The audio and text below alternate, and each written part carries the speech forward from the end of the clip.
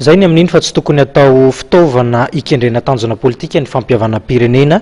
Ory zareo avy eo anivon'ny fikambanana ACS na ilay antsointsika hoe Amicale des Anciens CST Sénateurs de Madagascar. Miantso ihany koa ny fiverenan'ny filoham-panjakana teo aloha iverina ao anatin'ny dinika ny fampihavanam-pirenena ity fikambanana ity. Arahantsika fanazavana.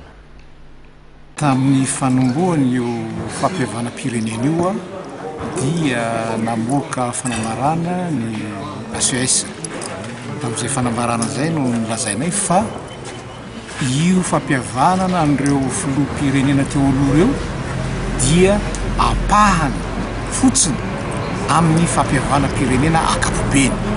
Ny zavatra hitanay nefa dia somary nahazo vahana, nomena vahana be loatra ny fampihavanana nisy dimy rahalahiny anakireo ka vokan'izay tsy mahagaga raha ohatra ka misy amin'izy ireo alay-panahy anao fitaovana alay fampihavanam-pirenena mba hatratrarany ny tanjona politika izay tiany hotratrarany, zany hoe l'objectif politika.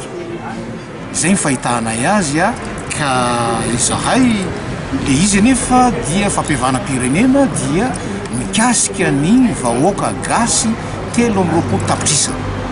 Ka izahay dia mampirisika ary mampirisika ny filoham-piangonana ao anatin'ny FFKM mba anohy anatanteraka hatramin'ny farany io fampihavanam-pirenena io.